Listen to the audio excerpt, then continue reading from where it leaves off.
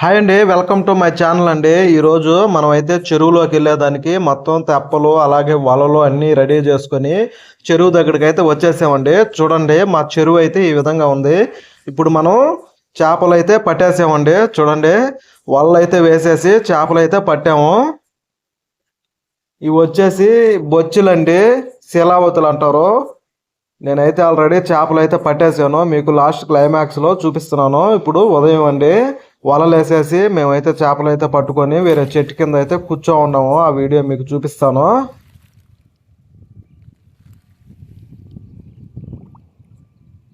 ఇవన్నీ వలలండి, మొత్తం వలలు.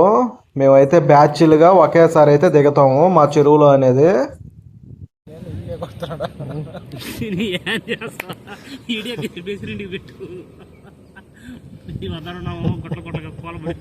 ప్రెసిడెంట్ కాదు, యూట్యూబ్ లో పెట్టేద్దాం కదా.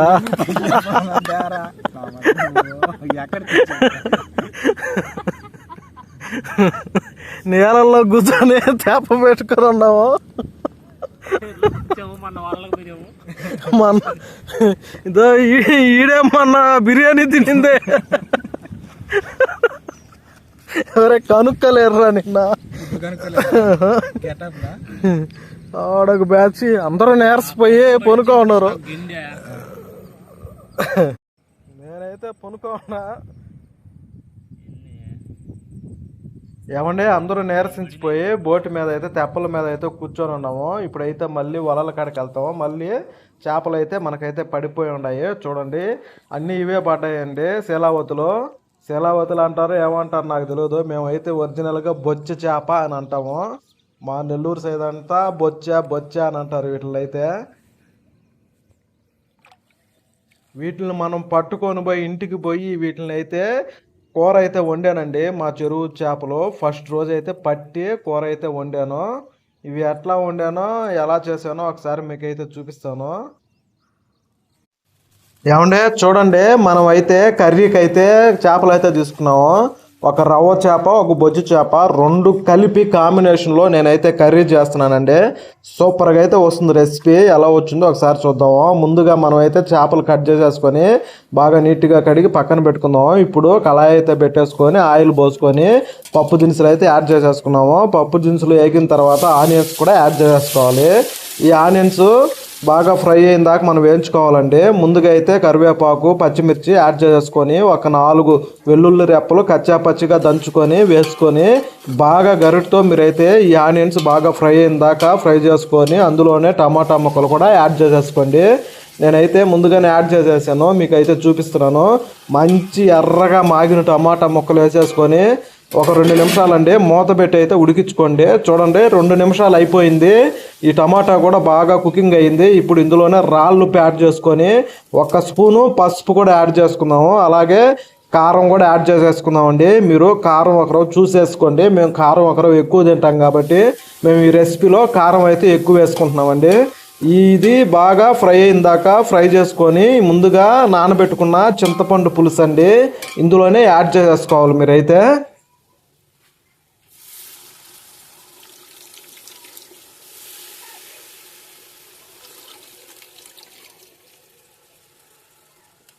ఏమంటే చింతపండు పులుసు మొత్తం యాడ్ చేసుకున్నాము. ఇప్పుడు ఇందులోనే 1 గ్లాస్ అయితే వాటర్ యాడ్ చేసుకుంటున్నాను. కొంచెం పులుపు ఎక్కువైంది, అందుకని 1 గ్లాస్ వాటర్ యాడ్ చేసుకొని మూత పెట్టి అయితే ఒక 5 నిమిషాలండి ఈ పులుసు బాగా బాయిల్ అయిన దాకా ఉడికించుకోవాలి. చూడండి, పులుసు అయితే బాగా బాయిల్ అయిపోయింది. ఇప్పుడు ఇందులోనే మనం శుభ్రంగా కడిగి పెట్టుకున్న చేప ముక్కలన్నీ ఇందులోనే యాడ్ చేసుకోవాలి.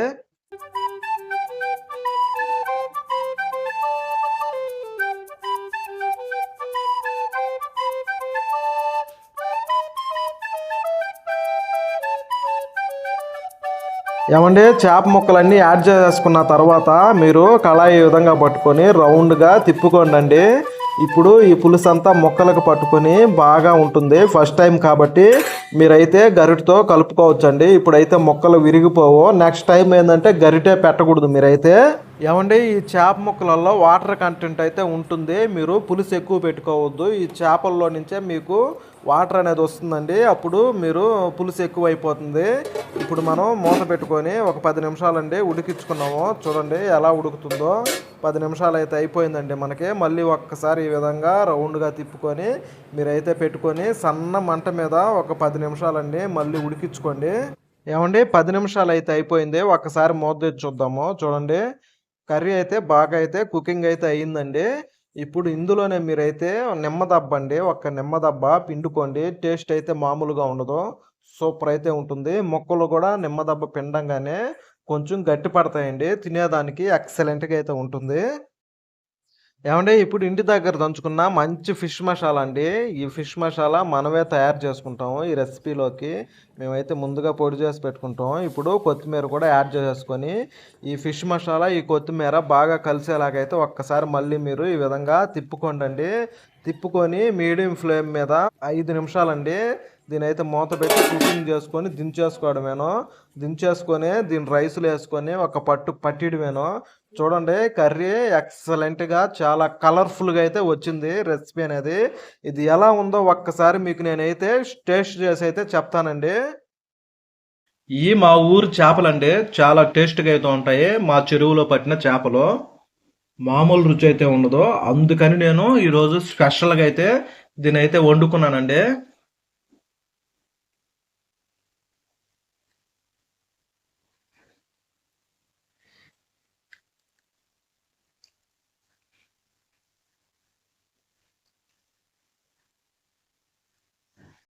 నేను ఈ చేపలు ఒకటి గెండి, ఒకటి బొచ్చండి. రవ్వ చేప, బొచ్చు చేప అయితే నేను తీసుకొని రెండు కలిపి నేనైతే కర్రీ చేశాను. రెసిపీ ఎలా కుదిరిందో ఒక్కసారి నేను మీకు రుచి చూసి అయితే చెప్తానండి. సూపర్ అయితే ఉంటది. ఒకసారి దీని మందలు చూసేద్దాము. కూర అయితే బాగా కాలుతుందండి. చేపల కూర మీరు ఎప్పుడైనా సరే చల్లారి నాకు తింటే దాని రుచి మామూలుగా ఉండదు. ముందు మనం పులుసుతో అయితే తిన్నాము.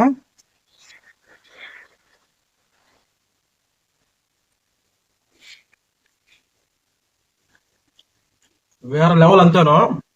రెసిపీ అయితే సూపర్ గా వచ్చింది. ఏవైనా పల్లెటూరులో ఉండే చెరువు చేపలేనండి. వీటిలో న్యాచురల్ గా మనకు దొరుకుతాయి కాబట్టి చాలా టేస్ట్ అయితే ఉంటాయి.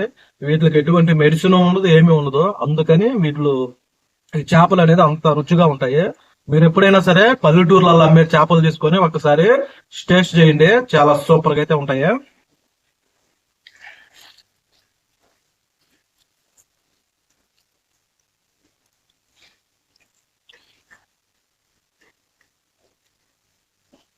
చేప మొక్క కాలుతుందండి ఇది.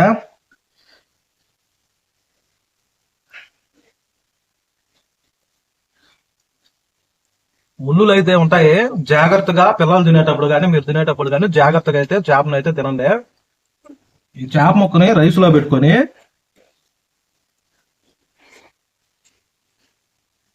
అబ్బా ఎక్సలెంట్ గా అయితే ఉందండి రెసిపీ.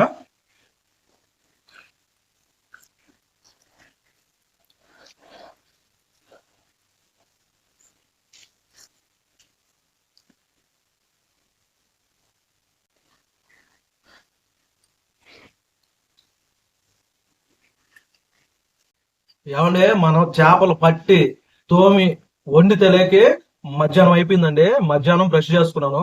మధ్యాహ్నం 2 గంటలకైతే భోజనం చేస్తున్నానండి. ఒకేసారి నేనే మా చెరువు చేపలు తినాలని వండుకొని చేసుకొని తింటేలేకే మధ్యాహ్నం 2 అయితే అయింది. ఇప్పుడైతే తింటున్నానండి. నాకు బాగా ఆకలేస్తుంది. నేనైతే దీన్ని బాగా లాగించేస్తాను. మరొక మంచి వీడియోతో మీ ముందుకు వస్తాను. మన వీడియో నచ్చితే లైక్ చేసి కామెంట్ చేసి మన ఛానల్ సబ్స్క్రైబ్ చేసుకోండి. ఓకే బాయ్ అండి.